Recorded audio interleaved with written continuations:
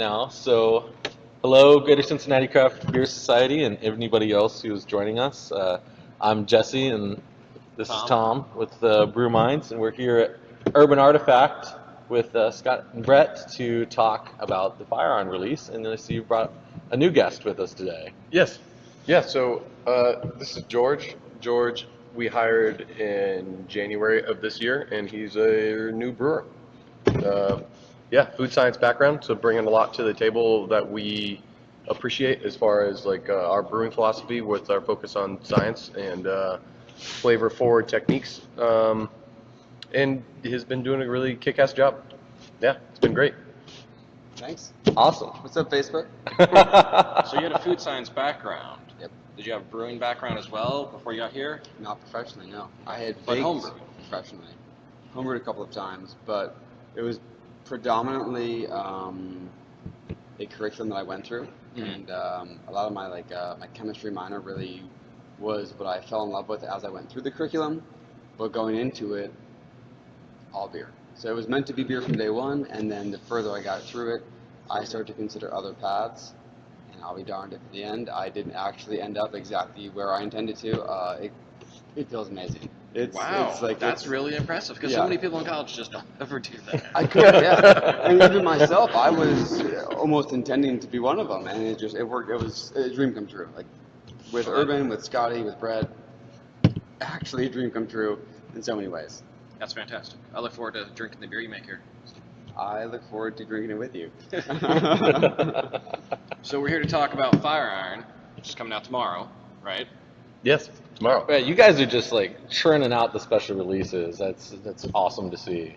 Yeah, we're currently on a one and change a month average of what we call like our Urban Legend series, which is our basically one step below barrel aged as far as like price point series goes. So they come out every year and they're around for a month and then they're gone. They're usually in the tap room for about 2 months, but like distribution and then that's it.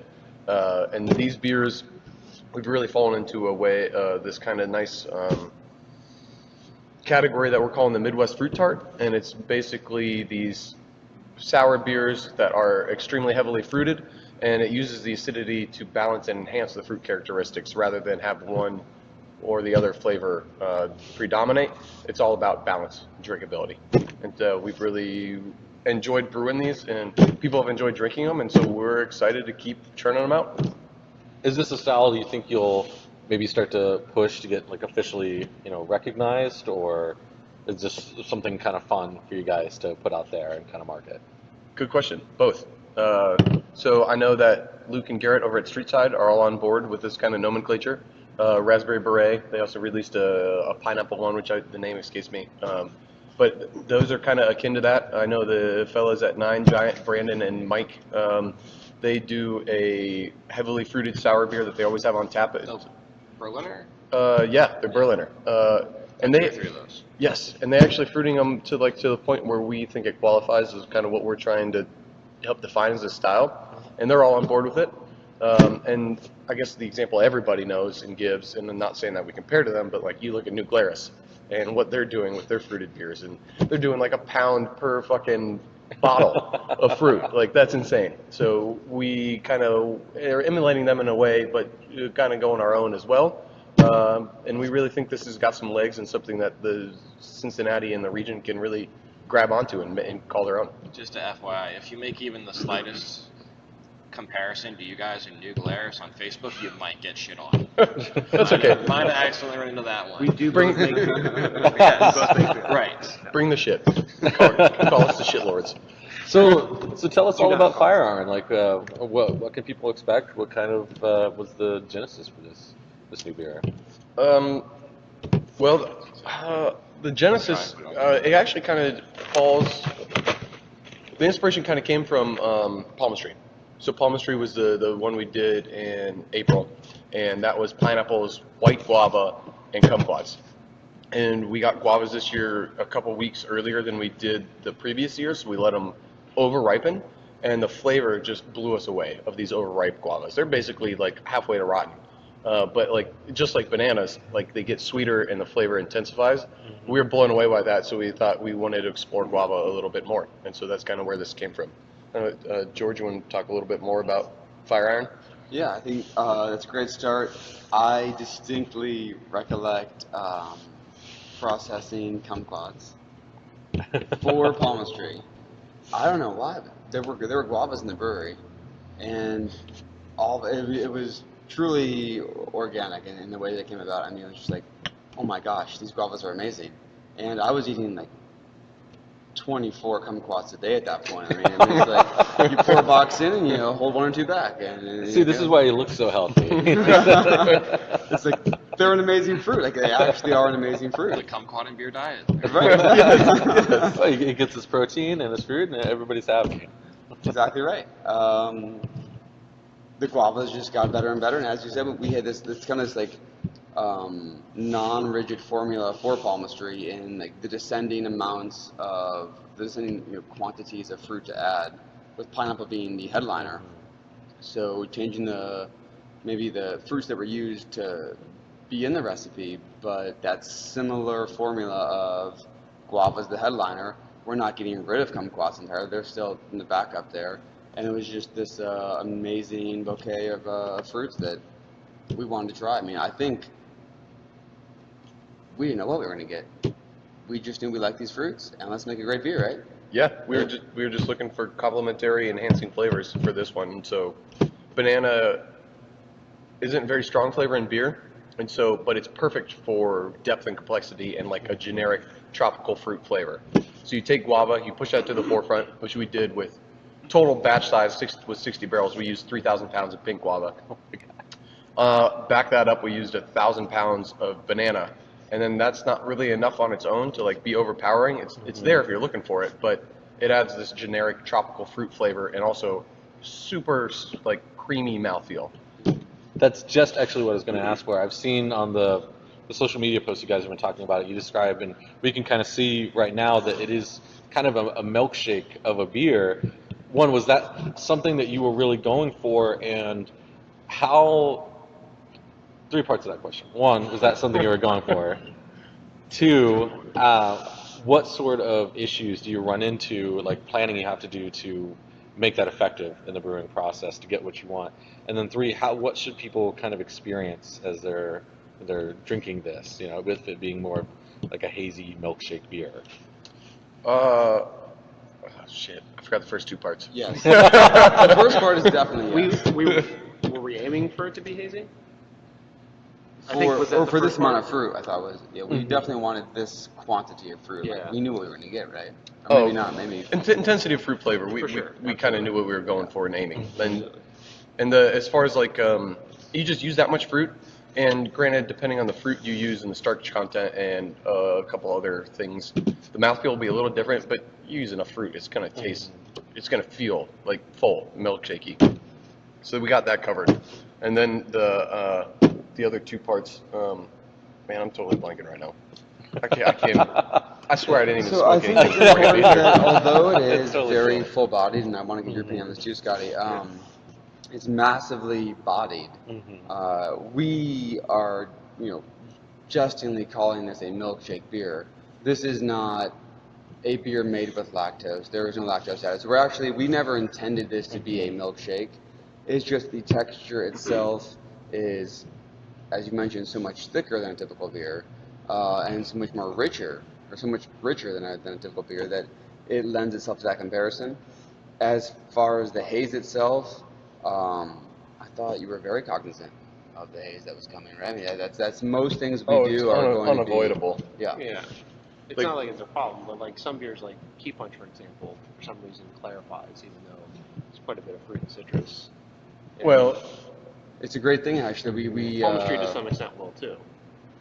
Clarifies Well, a little I was actually going to ask about that. Like with it, I know that usually when brewers make beers and everything, they would want some of that clarification to get a lot of the sediment, unless it's a specific type of Hefeweizen or whatnot.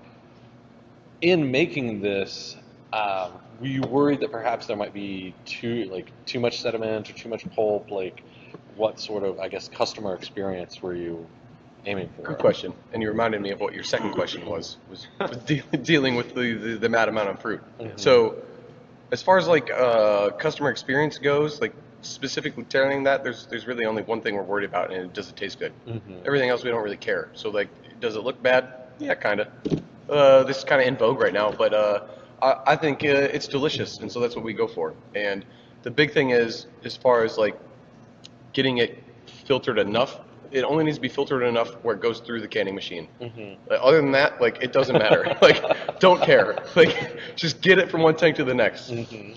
A really big consideration with these beers is just the massive amount of fruit we use. We fill up like 25% of our fermenter space just with fruit pulp. So like when we go to transfer, like after we've been cold crushing, like this has been cold crushed for days, weeks really, and even after like 2 weeks cold crushing, it's like 10 days. We still have 25% of our fermenters filled with shit that you can't even move or sell or do anything with. Mhm. So that's the biggest consideration. And if we're brewing a 60 barrel batch and our tanks are 80 barrels, that usually means I end up like overproducing by like 5 barrels. So thankfully for us, we have a lot of wood, and we'll just put it into wood. But like we have all this fruit pulp, that's like a huge issue for us, and that's the biggest problem. I can't wait to have a barrel-aged fruit smoothie. That's going to be pretty awesome. And Just you wait. all the fruit pulp and stuff, I do love the pictures you guys occasionally share of the like. It looks kind of disgusting coming out of the fermenter, or the pickles last week with like pickles all over the floor. Yes. Like that was a really cool picture. I mean, just very different things you don't see out of brewery pictures, you know. Yeah, One of the joys of using real fruit. We Yeah. get, and we eat healthy all day too. It's great. It was startling after we made Whirligig last year. The blueberries. The next day, startling. Yeah. like pancakes or something out of them. No, or- just what it does to Mhm. certain aspects of Beautiful alcoholic. Strikingly green. Yeah. Interesting. Strikingly. Well, we actually have a question from Chris Stevens here, Queen City Fresh. It's for Scott, but right before we get to that, maybe you can talk to us a little bit the hard details of the release and everything, when, where, pricing, all that fun stuff. Yeah. So the when and the where first will be tomorrow at Urban Artifact at 4 p.m. As far as a few people have asked when it's going to go to distribution, I'm looking that up right now. It's slated to go out the week of the 19th. We have another release that will be announced tomorrow that supersedes that, but we had time in the brewing schedule and we're able to produce this beer and we're able to release it here because we haven't released a beer yet this week until tomorrow. So probably for the next month or so, they're gonna need to come here to get it. Yeah, for the Okay. next Yes. 3 or so weeks. Price point $15.99 per 6-pack, and then the variants which we haven't gotten to will be $8.99 a bomber. So 500 mil. 500 mil, yeah, not a true bomber, but large format for us. Good price. Cool. Well, and now with the variants, those are here only, no distro. Correct. Those are only 15 We have like gallons. 107 bottles of each variant, so they'll be gone probably by. If I come in the tavern Thursday morning and see any, I'll be surprised. If those of you listening, you might want to remember that only 107 bottles of each variant. So if you want it, come get it. We do have a link to the event in this post right now. So I'm assuming all the details and fun stuff, everybody can go find them there. So, Do Go you ahead. want to step through the variants? Yeah, we can do that quick. George, you should take lead on this because these are the first variants George did all on his own. So yeah, It's an amazing project. I've had great tutelage from Josh Elliott, who's not with us this evening, as well as Brett on the brew floor. I mean, for me, it's very natural to think about beer as a food. To think about beer really as just an ingredient that you can use in other food projects. But then it's so cool to come take a step backwards and find new ingredients to introduce to a beer you've already finished. And these guys have totally led the way. These variants, we started with orange smoothie, I think was the first idea. That was like the catalyst. You know what, we probably should do variants. And we had already had success with a few other earlier offerings. Squeeze Box was great, and palmistry as well. Yeah. The squeeze box variants were very tasty. I feel the same way. And because of that, we duplicated the lemon basil sorbet. I was going to That's ask coming about that. back. Like, why that was a huge hit for you guys. Everybody was going after going after those bottles. I received many private messages asking me to sell mine. But what really you? like made you want to do that you sell it? again? So what? Did you sell them? Yeah, that's Oh the no, important question. no, those are all mine. I don't sell beer. I follow-up will would have been, trade for how much only. profit? Yeah. Should we raise our prices? I'll trade for Good lead-in. interesting things, but. What were you saying, Jesse? I'm sorry. But why do that again? You guys have always kind of done new and interesting things, not a lot of repetition. But what was the attachment to doing that variant again? It was so delicious. It was so tasty. I mean, that's actually what drives all of this is taste, is flavor, is enjoyment by both others and ourselves, our friends and strangers that are friends yet to be made. I mean, it's delicious. That's actually what it was. So why not bring it back when you've got this wonderfully complex beer as it is? The testament to the lemon basil sorbet was, I think, the basil being I guess an additive, a complex nature to the flavor. It wasn't that it was basil by itself. The lemon was prevalent, and the basil backed it up.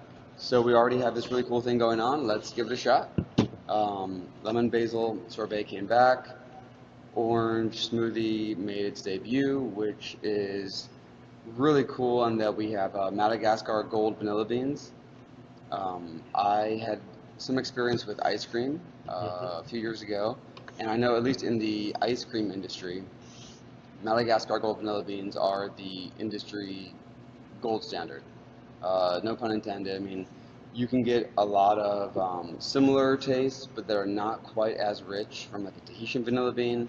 The Madagascar gold vanilla bean is the standard, and so we use that bean with oranges in our infusions in the orange smoothie. I think it's intensely vanilla. It is balanced with the citrus and everything we got going on and the beer as it is. It's so much with this milkshake like texture. It feels like a smoothie, like more than any other beer I've ever had. The orange smoothie variant feels like a smoothie in my mouth. It tastes like a smoothie. It feels like a smoothie. I love it. Yeah, it's great.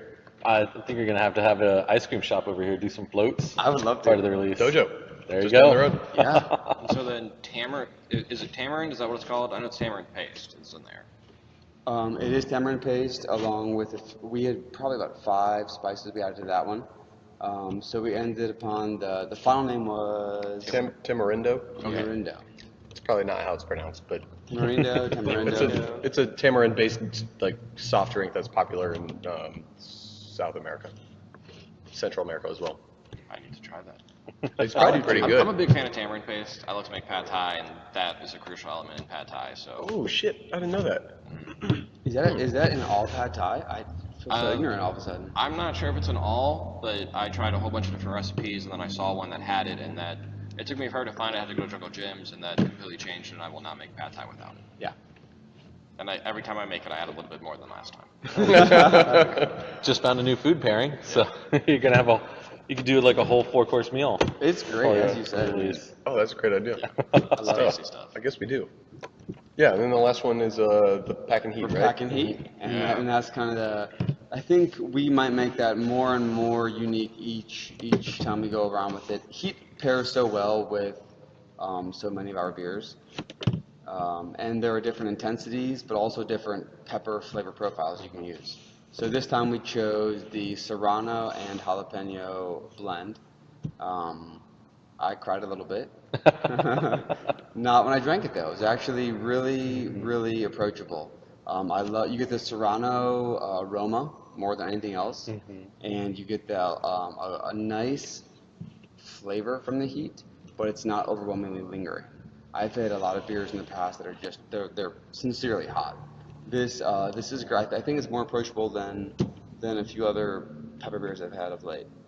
How would you feel about that? The aroma to me is what kills it. The aroma is like It's less spicy than Spicy Palms was. Yeah, less spicy, but I love the Serrano aroma. Oh yeah, I the think it flavors. kills it, The yeah. flavors what sets it off for sure. So yeah, 4 variants that we had a lot of fun making. So orange sorbet, lemon basil, tamarindo, and pack and heat. Pack Yep. and heat. Awesome.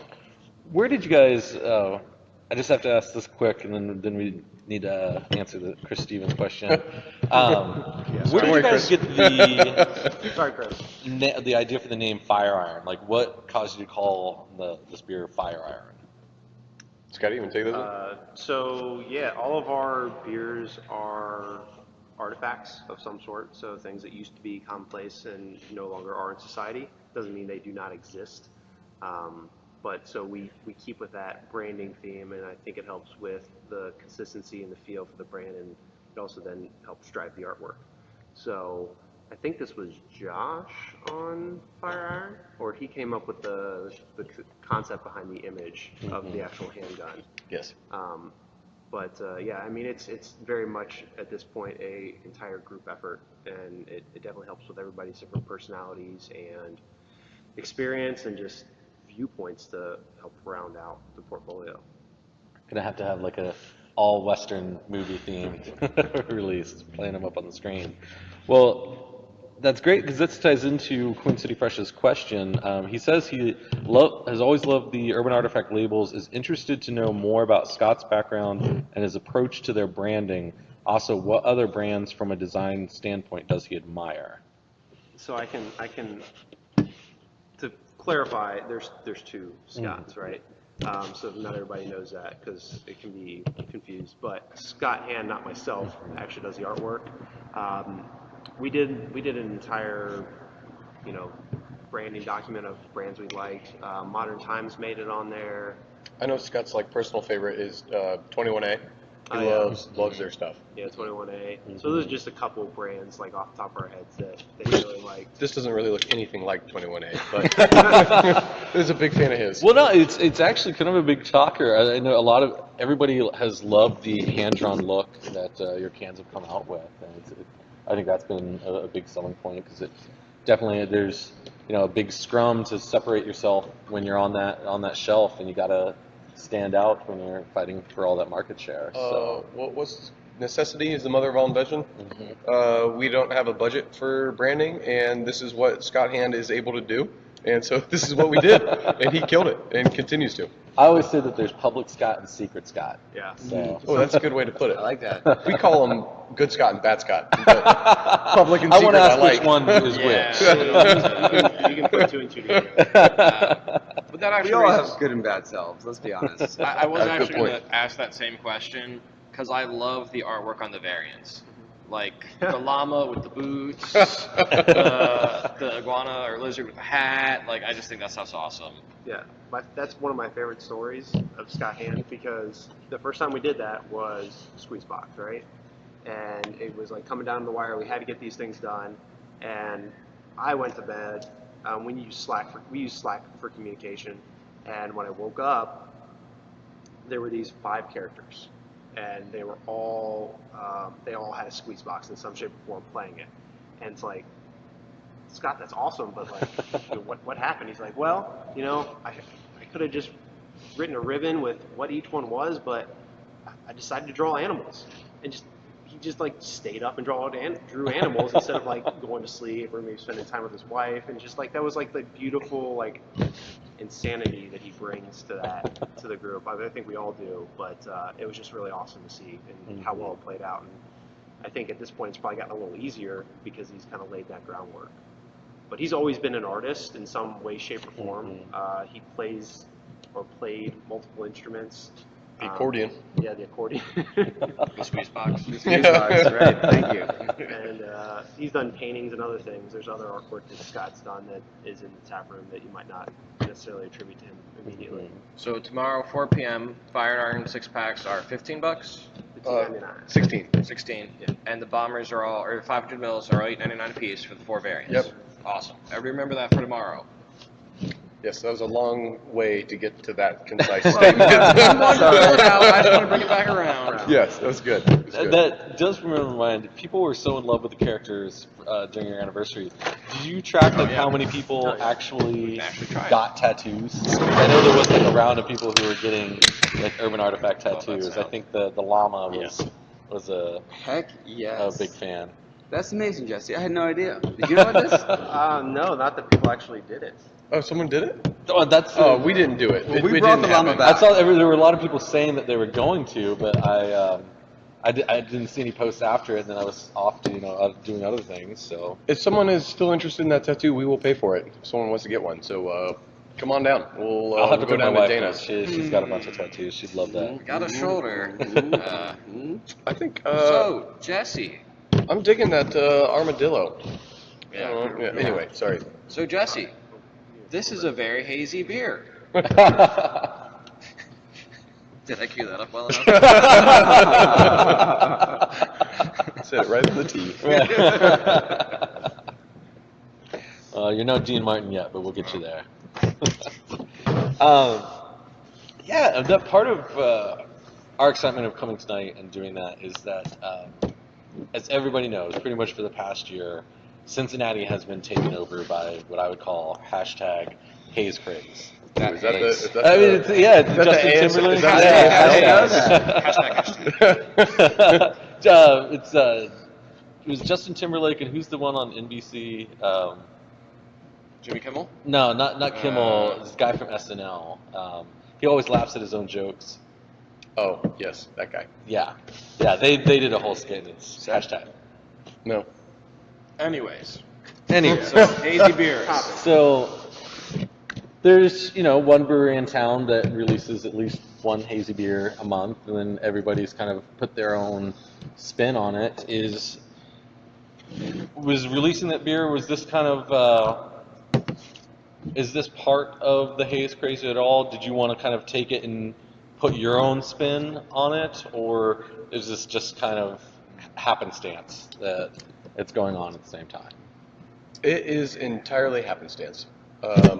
When you fruit a beer like this and you don't filter and you don't really do anything to the beer as far as clarification goes, this is what you get. When you're adding that much pectin and that many fruit, just literal pieces of fruit to the beer, you're going to get something that isn't going to drop clear.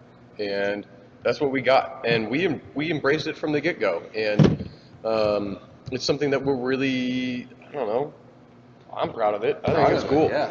Like, and it just so happens that like the haze and the milkshake thing's all the rage these days, and we're just kind of, I don't know, out in front of it.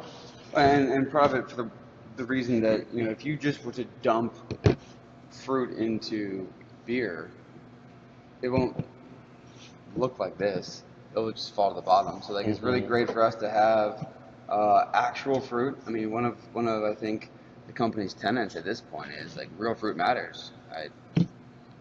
Real fruit matters affects every day of everything we do, from both branding, I would guess, and even illustrations and other Scott's Hand, and the production team. But the suspended solids in this are tremendous. Like, that's what gives it both the texture, this big body. It's proteins that are suspended in the beer. It makes it seem bigger than it might be. It also allows it to be something more than what you've had before. It's like, let me give something new. So what you're saying is that I can drink this at work and just say that it's a protein shake. Fuck yeah, you can. It is only, That's actually exactly what I do.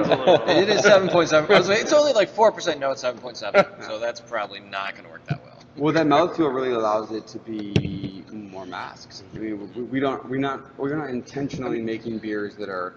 I will say this does not lower drink than like 5%. an almost 8% beer. Right. There's no very, booze here. Yeah, very easy drinking. Very not- lightly tart. I mean, not sour, I wouldn't say. No, which is crazy because that's all just perception. I mean, the pH is 3.3, which I'm not getting into the pH and TA thing if someone's listening, because you're wrong. It doesn't matter. They're both not good. So I'll battle on that. They're both wrong. But regardless, it's got a lot of acid in it, and that fruit is what bounces it. And that's what we think is so important about the Midwest Fruit Tart as being a thing. Is because even though it's very acidic, if you took out all that fruit, this beer would be bracing. But you add in all that fruit, boom, balance. Well, speaking of fruit, this is perfect timing. Jorge just chimed in. Jorge, I'm not going to try to pronounce your last name again. Pasapuente. Yeah, Pasapuente. Does Urban Artifact take inspiration from New Glarus's fruited sours? I think you guys kind of touched on this at the start of the show, but when we were talking about what is the Midwest fruit tart style. We really like their beers, and they make fantastic stuff, and their fruited sours are awesome. Serendipity. Oh, so good, so good. But that wasn't.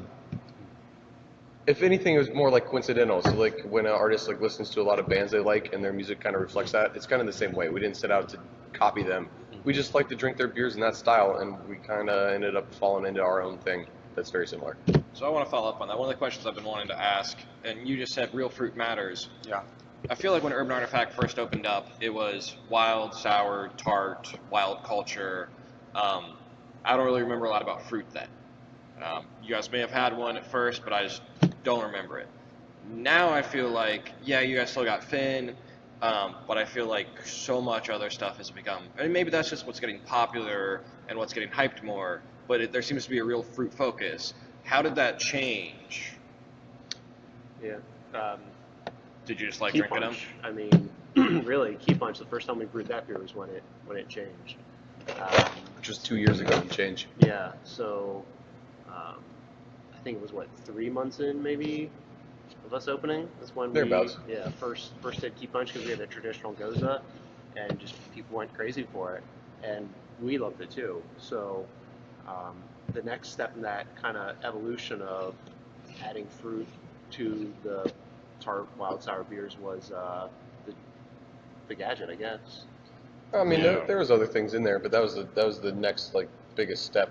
Like we were doing other fruited gozas, and we were doing fruited beers on the pilot system and everything. But we listened to what the bartenders were saying, what they were hearing from customers, and we just took that to the next level. They wanted something very fruity and tart and in your face about the whole thing, like us Americans seem to like to do. Like look at hazy IPAs. It's about as in your face hop flavor as you can get. So people wanted that with fruit, and so we listened.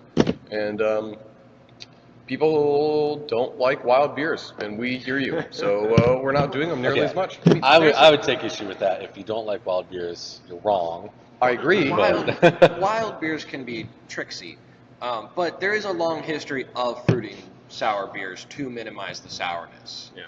Yeah, exactly. And it Framboise also is my personal favorite style, so when you guys make a raspberry beer, get on that. it's coming. It also helps mask some of the funk from the wild.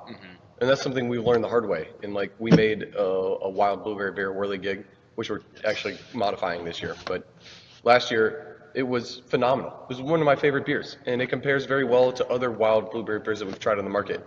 Very well. And it didn't sell in the tap room. Like that and Calliope were at bottom 2 sellers, which is crazy to me because those beers are phenomenal. Calliope's a good food award-winning beer. Like it's really good beer, but people just like that too much earthy funk. People just don't like. They like clean acidity. They like fruit-forward, in-your-face flavors, whether that's through the hops like Finn or through actual fruit. And we're listening and responding, and we love these beers too. So wild stuff will still be coming, just not as much. I was gonna say like it saddens me a little bit to hear that, just because like those were some of my personal favorite beers, like the Hippodrome, the Calliope, the Sundial, and It does all of not that. sadden me. I will take all the fruit. I love the wild, funky. Like, don't get me wrong, but the fruit is so good. I like the Fruit is so Go good. ahead. The barrel aged stuff will be a blend. We're not going to get rid of the wild on the barrel aged. Never will. Well, you have to pry my hands from the barrels when I'm dead, if that's the case. But barrels will always be wild, but they're going to be more even intensely fruited than the escapements were. So we hear you, but we want to try to compromise on these barrels, and we'll see how this next release goes. We got some really cool things imminent. Very excited. Very good thing. Like on the order of like pushing legal limits of like, is this beer or is this now a fruit thing? So like we're there. Very It's intense. going to be awesome. And Be that's excited to affecting find this out what barrel those are gonna be. program the hardest. The barrel's gonna be fruited. Well, will we see? I know Hippodrome is out in bottles right now, right? But what stable of those, I guess, are you guys going to keep then? As far as the urban legends, is that what you mean? Yeah, the wild beers, but like the wild double IPA, wild IPA, or saison and more stuff like that. We'll always have Phrenology, the wild IPA. That's a staple here in our tap room and things, and something that gets out through distribution in more limited quantities. But other than that, it'll be mostly barrel stuff. To be honest with you, especially from a turn time perspective. So it takes a lot of tank time for those wild beers that, you know, we're maxed out at this point, which is great. And we really can't sacrifice the tank time. What you will see from us, though, in lieu of that, is more things akin to Finn. So more hoppy, tart pale ales and IPAs and tart double IPAs and things using hops to kind of make a fruit flavor versus actual fruit. So that's kind of what we're going to explore a little bit more now instead of like the wild IPAs, because I mean, while we enjoy them, and we do have a large following, like that's we kind of want to explore that more too. Do you have a name for that series then, going forward, or still to be No, it undeveloped? would be more like pilot batch stuff first. I think there's one similar plan for the fall. Maybe Yeah, we got a cool fresh hop beer coming this year. yeah. Maybe a tart IPA, sour IPA, Berliner IPA, whatever you want to call it. Akin to Finn, but bigger. Like Big Finn. I think you just got said a it right name there, now. Big Fan. Yeah. See if we can get Cartoon Network to license Finn for that for the cover.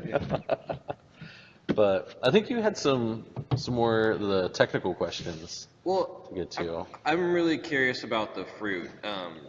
As a home brewer, a home sour brewer, I've used fruit a number of times, and fruit can be a pain in the ass. Yep. And I mean, a lot of times, like, I'll use prepackaged frozen stuff, purees and some stuff, but you guys are using real fruit matters, right? So, fire iron, 1,500 pounds of pink guava, 500 pounds of banana, 400 pounds of passion fruit. Banana, I'm not sure about. I know with citrus fruits, you don't want to use the rind, but you don't want to throw the rind in the boil. You don't want to really use the pith at all. So, are you guys like peeling bananas for like a month or something? So, Just a couple of days, actually. We get it done in a hurry. yeah, we crank it out. So like. But you're really sitting back there like, nip, nip, throw the peel, nip, nip, nip. Like, Yeah, that's what you got to do. So some stuff we will get purees, especially stuff where seeds are an issue. Because we don't filter and we don't do anything like that. Like if we did like whole raspberries, seeds would be in like every bottle and can. And, Been there, done that. Yeah, it's a pain. So some stuff will get purees, and I on an ideological level have no problem with purees. We get whole fruit, single strength, nothing adulterated about the purees other than that the seeds are filtered out. So all the skin, all the good stuff's in, all the pulp's in. So to me, there's really not too much difference. And flavor-wise, we've seen it basically be the same. We've done side-by-side tests and stuff. So really, it's just a matter of knuckling down and doing it. And we'll bring in some bartenders, and they'll help us cut fruit, or slice, or dice, or cook, or whatever. And it will take multiple days. We got just this last week, we spent like 48 man hours slicing some native fruits that went into a product, and that made a giant mess everywhere. So, I guess you saw the pictures. Pickle. Actually, the gourd is one of the only native fruits to North America, aside from the pawpaw. the way you were saying it, I was like, do you make a pawpaw beer? That's coming too. But, I'm big on that one myself, but. Yeah, I mean, like we'll just knuckle down and do it because that's what you got to do, and it sucks, but it's way better. But then, okay, so now you've got it peeled, chopped, sliced, diced, whatever. Do you throw that in the boil or the fermenter, or where does that go in the process? Or does it, I'm guessing probably varies depending on the beer and the fruit. Exactly. Some things we can cook, other things we can't, and some things we just gotta do it quickly and get it into the tank and hope for the best. So like the kumquats, we'll macerate those and we'll bring it up to like 175 degrees just to pasteurize it, kill it. We'll be stirring the whole time, which is just terrible. Like you're literally stirring for 8 hours. It's a Just day. Literally stirring. Like George is literally stirring. So eat a lot of fruit, drink beer, and stir endlessly. That's the George diet. That's the key. That's the key to life. Just keep stirring. Just keep stirring. That's You're the thing. like, I don't worry, think man, if just keep beer- stirring. Just keep stirring. Just keep stirring. Just keep stirring. I think if beer fans really knew what it takes to actually like make the beer and make it as a brewer, I mean, we need to continue that whole "so you want to be a brewer" Well, series. Just 'cause I'm going to continue that soon. And I do want to do like something like here with a more manual thing. And then I do also hope to spend one day in Matthew's control room pressing buttons for a couple hours. I think that'll be a fun juxtaposition. Definitely. I would I like mean, to they do that literally too. do have a control rooms. That's cool. I'm jealous. Anybody ready for some coupon? yeah. Yeah. So, I mean, with all that work, have you guys ever toyed with the idea of like letting people come in to volunteer and cut down I'm on glad you that, asked. or- I think you just got one. I have a very strong opinion on that. I'm against it. Volunteers are bad. And if a brewery takes advantage of volunteers, and by taking advantage, I mean just uses volunteers, I generally think that's bad on them and shame on them. We are a capitalist society, and if you give away your labor for free, you devalue yourself.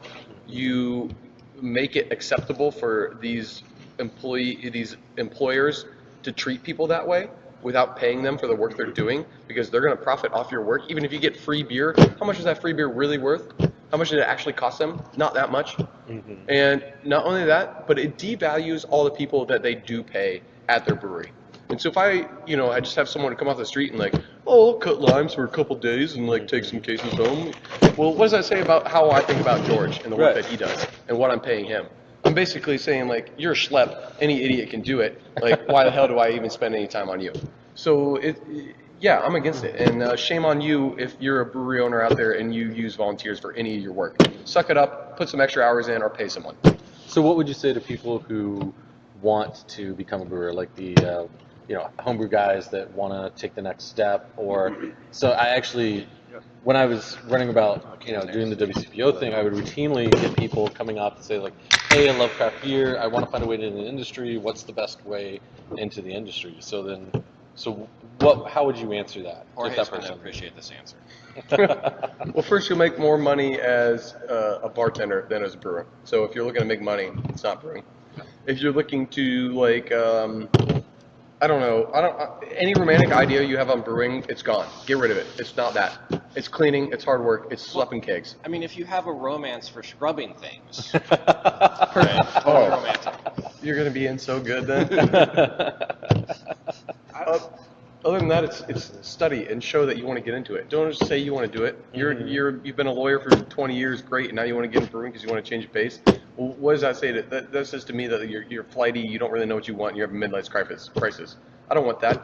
Like, show me that you're taking BJCP study courses. Show me that you get your Cicerone. Show me that you're studying for your IBD general certificate in brewing science. Like, what are you doing to show that you care about brewing? You can show me that you're going to Cincinnati State, only a few miles away and up the hill from here. Yes.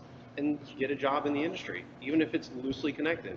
I saw Mick just joined a Brass Tap. You could work at Brass Tap because there's 60, 65 craft beers on tap, and you get interaction with reps. You get to learn so much. That at least shows that you're interested and you're willing to spend the time to learn. So it's all these people that say, "Oh, I want to do this, but I didn't do this." Stop making excuses. Do something and get involved, because there's endless opportunities. Would you guys then say that brewing is almost a reverse of the restaurant industry? Because there you go. Yeah, it was 80. I always forget. Thank you for that, Mick. That was quick. You always hear from people like Anthony Bourdain and some of the other celebrity chefs in that they do not like to hire culinary school graduates because those kids come in with like this level of expectation of ideas and wanting to kind of put their own spin on it and everything. Are you guys excited for the prospect of like Cincinnati State and then getting an influx of either people coming from like the hard science brewing side of it, or I know they also have a marketing side as well. Is that something that you think will be good for the industry, or we're just gonna go? We're just gonna go. We're doing it live. Just pointing out the time. We're in 20, 25 minutes. We usually do 45. We're just going to go. We chit chat. I would just say real quickly that our philosophy for hiring people, though, is more about who they are as a person, their personality, and their drive, their ambition, their goals. First and foremost, like we mentioned, George had no formal brewing experience prior. Josh, who was our first hire as a brewer, had 6 months at Listerman. No, I thought it was like It was a a year and a half or so. Yeah. It was still fairly light by experience standards, especially for the workload that he took on. He started at Cavalier Distribution also. Yeah, he started working in the warehouse at Cavalier, so they're always looking for people. Warehouses, picking craft beer, and that definitely always leads to more for people. There's a number of sales reps that do excellent jobs that start out just delivering beer. Well, our friend Lindsay, Love Beer, Love Food, she started out as a Cavalier rep and is now working for fucking Allagash. Yes. Which Yeah. also, That's pretty cool. And really, she got her start as a blogger. Right. Just interested in food and beer, then got her Cicerone and put in the time, She was of the active, work. She did work, yeah. Got her sister and got the job at Cavalier, and then moved to Maine for her husband, and That's what it's all about. Allagash. Yeah, So which is that's like a win. yes. Yeah. But yeah, we're excited for Cincinnati State. Brad and myself are part of the board, so we get to see firsthand what's going on, and it should be an incredible program. Happy for Carla and the team there. We'll break them. Well, shout out to Jeremy too. Jeremy, from C State, is already with us for what, 7 weeks, 8 weeks, About 3 months, yeah. and a great dude, great worker. I mean, they came through strong. First intern ever at Urban. I mean, he was a pleasure to work with. Sincerely, like he's missed already. I mean, we loved him. It was a great time. To quick butt in, although I don't own a brewery, I would like to say that I think the question was geared toward how do you get into the industry, and those answers were pretty apt. But it's also a company by company basis. I think every brewery is its own individual, despite all the legal ramifications that I disagree with legally. But I mean, find people that you want to work with, and that is true regardless of any industry. And you guys know that. Right. You're working together for a reason. For a reason. He has Same things. thing. I have things, he knows people. It's a perfect marriage. Right. Yeah, so go to a brewer that has things and you know people, or vice versa. I mean, but it's such a laborious job that you really have to fucking love it. I mean, you have to. If you You don't don't get love paid it, well either. yeah, you're just not gonna be happy. So if you want to get into it, make sure that you love it first, and then find people you want to be around. Well, I think that's the big thing, though, is I talk to all these people that want to join, and then I tell them what the salaries and stuff actually are, and they're like, all of a sudden, they're like, oh, I'll just. That's one of my favorite questions when we're doing interviews is like, do you realize what the average brewer makes? No, like $60,000-$70,000? No. Cut that in half. And then that should maybe your starting point. I'm not a money-centric person, but that is entirely why I'm not in brewing. Like, as much as I would love to, it's like, no. Yeah. I'm okay where I'm at. I'll spend my depends on your evenings beer doing this. consumption, Yeah. Because if you're spending like some people, like we've had some friends that 15% of their salary for the year went towards beer, so you could compensate in some ways. This is kind of an aside. I'll have to admit, I've never been like a key lime person. I am loving this. I hate key lime. We're Key drinking the Punch key coming out punch. tomorrow, too, Yeah, so we're drinking the key FYI. punch right now, and I think whenever I've had key lime beers before, there's always, I don't know if maybe they're using flavor additives instead of like the real thing, or what's going on there, but it's always like tartness and sweetness. This has got like a nice kind of, I would say, like spice to it that I think kind of balances that out. Like it makes it much more drinkable. Like normally I could only ever have like one and then I have to move on to something else. But this is like something I feel I could drink repeatedly. That's a good point and a really good segue into the kind of tailing off the real fruit thing. It goes towards all of the things like extracts, flavorings, concentrates. That stuff's not ever going to be as good. Cheaper, easier to use. It's easy dumping a vial into a batch, calling it good. But when you got a yellow-colored blueberry beer, that ain't a blueberry beer. You got a yellow-colored cherry beer, tastes like cough syrup, that ain't cherries. That's horseshit. Like real fruit, that's what makes a difference. Real ingredients make a difference. And when you use key lime extract or flavoring or concentrate, it's not going to taste as good as when you use whole frickin' key limes. Way better. Thank you for noticing. Just to that.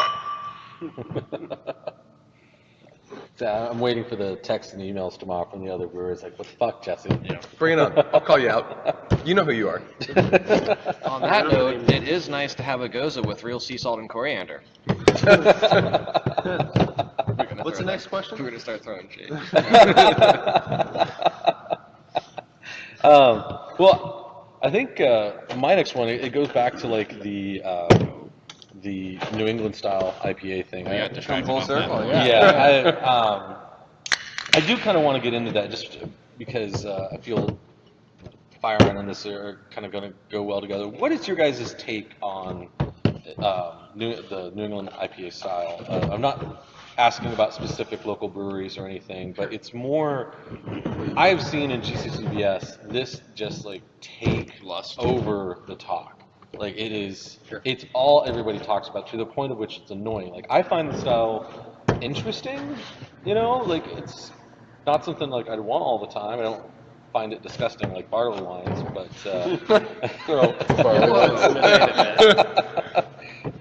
We just lost like 3 viewers. yeah. Don't drink beer. So fuck you guys. I'm out. Barley wine life. But I guess I'm more curious from what your guys' perspective there in the industry. Like, you were talking earlier about like having to go away a little bit from doing some of the wild beers. Well, now here's this beer or beer style that's taking over the industry. A lot of people are kind of hopping on that craze. How do you respond to that? Is it something you just kind of shove it to the side, or are you wanting to kind of like do your own spin or something on it? I mean, we kind of just listen to what our customers want, because our customers generally are not necessarily the same that are going crazy over the New England IPAs. Mm-hmm. So, I don't know. As a style, it's fine. It's super aromatic, and I think, at least with some of the examples I've had, they are less flavorful, and I would maybe take a Sierra Nevada Pale Ale over them. Just for overall beer complexity, or Spotted Cow. Is that the Pale Ale? Yeah. Spotted Moon Cow. Man. Wisconsin? Moonman's the Moon milk. Man. Spotted Cow's the milk. Cream ale. Milk. Oh yeah, Moon Man then. Yeah, cream ale, Farmhouse isn't something? it? Cream ale? Whatever it is. Yeah, It doesn't matter. yeah. It's Moon Man. Moon Man's Yeah, the I'll pale take ale. Moon Man. Yeah, Oh, look, over another any of Rushmore. the New England IPAs that I've had so far. So. It just came out of nowhere.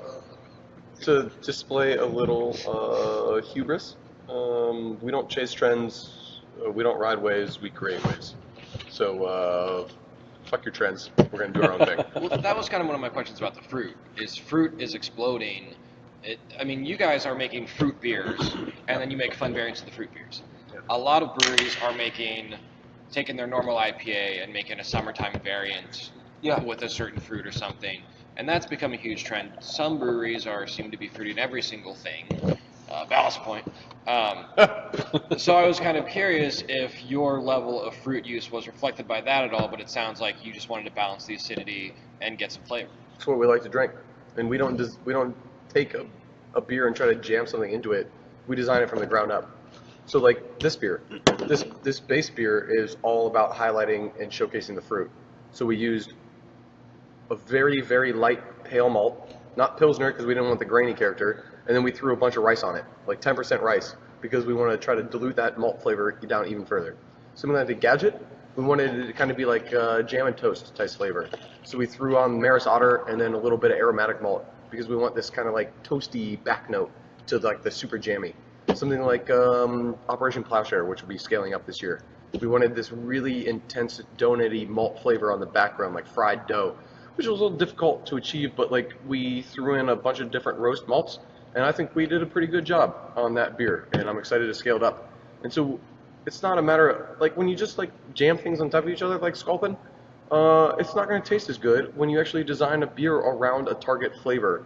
And just jamming shit on top of something else is not usually the way to go.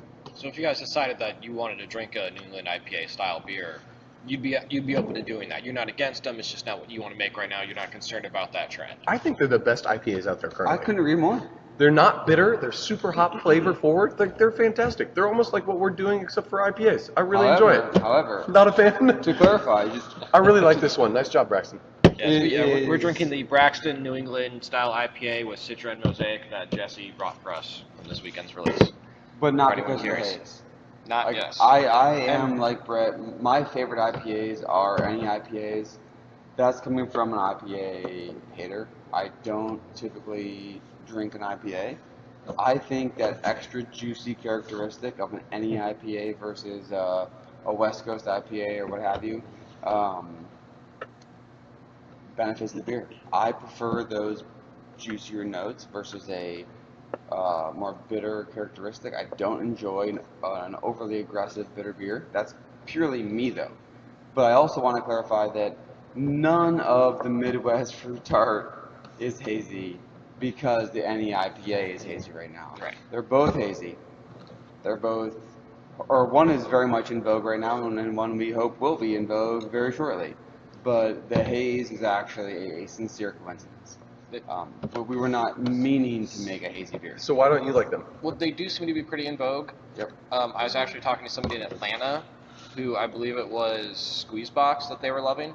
So you guys are getting some hype on that. My problem with the New England IPAs is a wholly semantic thing in that the Braxton ones, it does taste more like an IPA than a lot of others I've had. A lot of them are fruit juice. Yes. I think they're super fruity. They're not very bitter. They're hazy out the ass. I'm sorry. I think that if you're going to call something an IPA and you're going to use the letters IPA, then it should have some bitterness to it. And, I'm okay with some fruit character. I'm not okay with a crap load of banana tropical fruit flavor. A little bit, yes. You got to have a balanced bitterness. You got to have some malt. So I think they're good beers. I enjoy drinking them. I would just prefer a different name. I don't really like black IPAs. I would prefer Cascadian dark ales, but that's an entirely semantic argument. And, Which I love. Which I love.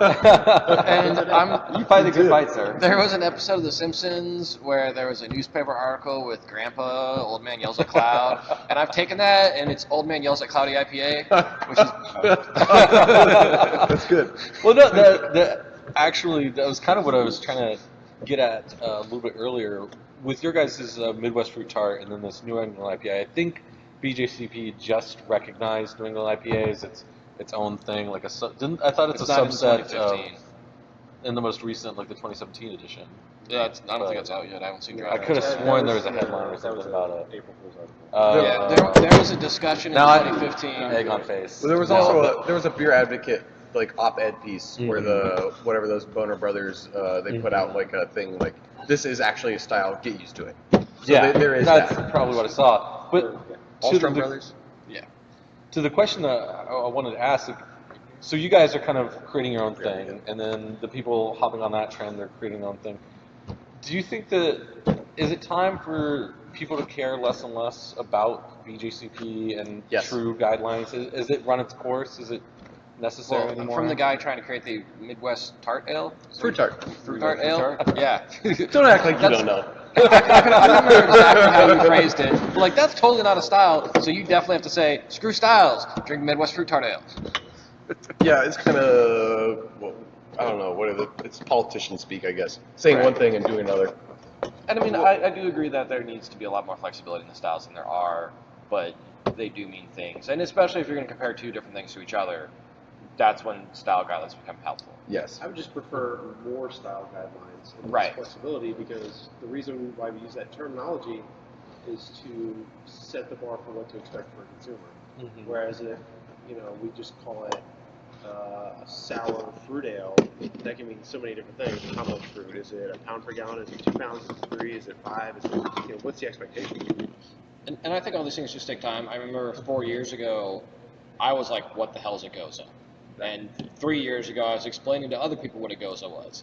Now I think it's pretty common knowledge what a Goza, at least common knowledge for craft beer enthusiasts, it's common knowledge what a Goza is. There's no questions in it. A goose. Yeah. A goes A. But what Scotty said, really, he nailed it there. Midwest Fruit Tart is not meant to be something that differentiates us for the season or for a couple of years.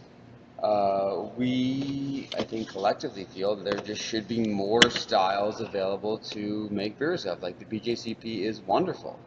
And we actually love all of the pre-existing styles because they came before us, and we respect the amazing labor that went into the work that made those beers. But we're not afraid to innovate. Midwest Fruit Tart is what it sounds like. It's a tart beer that's been fruited. So you said right now a lot of breweries are fruiting their beers. That's becoming That's a very specialty popular. IPA. Yeah, though. a specialty That's IPA is with popular. blood orange. So we're making a specialty tart. Have you ever followed what New Fruits Oregon Fruit puts out and then noticed the explosion of that fucking fruit in beers? It's Yeah. crazy. Yeah. Passion fruit's everywhere right now because it just came out. Gooseberry's coming out soon. Calling it now. Yep. Gooseberry beers everywhere. Little Fish is going to be pissed. That's their 2-year anniversary beer. All right, so in the Those defense, guys are great. as a BJCP certified judge, in the defense of BJCP, there are a number of specialty categories, and that is used to see what is being entered to develop styles later. So course. in the 2008 guidelines, there were no historical beers really. A lot of Gozas, Kentucky Commons, Liechtensteiners, I believe it were getting entered. So in 2015, they had a historical category with all these subcategories. Also in 2015, they added the black IPAs, the red IPAs, the white Bunch of them, IPAs. yes. And a specific specialty IPA category. I saw that. On a separate note, bringing it back to the NEIPAs, you mentioned the Sierra Nevada Pale Ale, which I love because it's a $10 six-pack. Something that I have a gripe about New England-style IPAs is $15, $16, $17 for a 4-pack of 60-ounce cans. They're charging more than we charge for like these root beers. It's crazy. And I guarantee this costs way more to make than this costs to make. and 8 times. Guarantee it. That was kind of my question I wanted to bring back to you guys and the Real Fruit Matters. I mean, it is just 2,400 pounds of fruit. Just in 30 barrels. Cheap. I mean, No, how much no, does that it's not like, cheap. you don't have to actually say how much that fruit costs, but it costs a lot, right? It's a significant chunk compared to water and grain. And do you guys hop these at all? Minimally. You're right. Just enough for a little balance. Right. But price-wise, is that the single most expensive part of this beer? Oh, by a hands down. large margin. By a large margin. The beer cost of these beers going into cans, 31% just for the liquid. Like, no other beer has that. Like, that's not a thing. Our core beers, like Finn, 17% of the cost of this final beer in your hands is the liquid. Over twice. That's twice the cost. Just because of the fruit. Now, the Fire Iron was $15.99, right? Yeah. But, like, the Key Punch, that's what? $10.99? And that's still a lot of fruit in there. It is. Yes. Yeah, the Gozas we use, well, it depends. So citrus, you don't have to actually use it a whole ton to get an intense flavor, but citrus costs more on a per pound basis. So like Slide Roll, for example, our raspberry one, we use 0.75 pounds per gallon. So in a batch, we'll use 750 pounds in a 30 barrel batch. And raspberries aren't cheap. They're like $1.50 a pound. Yeah. And then you look at like Chariot, and that we have to use even more than raspberries because it's not even nearly as intense as raspberries to get the same kind of flavor threshold. So we're looking like at £1.25 per gallon, and those are about the same price. So like, yeah, our profit margin is tight, but like beer is a drink of the people, and to me, like if you're just gouging to gouge because you can and that's what people will pay, like okay, that's our society, that's capitalism, good on you, good job. But like at the end of the day, like I kind of think there's some ethics and morals to it, and we might be taking a little hit on the profit margin, but like more people the better, and we want to share it. Now, what is the most intensely hopped beer you have? Hippodrome? Yeah, but I think people will figure all that out. Like they will. There's so many breweries now, and there's so many people coming online, so many different beers, so many options that it won't be acceptable. I think that's already happening. As the NEIPA releases continue, I have seen more people be like, wait, I don't know about $16 a 4-pack. Like, you paid that 3 months ago. Why is that different now? Well, you can get it every 2 weeks or whatever. Yeah. But so the Hippodrome, your most intensely hopped beer, how does that amount of hops compare price-wise to the fruit? It's less. It's a bit less. It's probably a third of the price. I mean, it's like any other double IPA you get from any other brewery. It's no more different.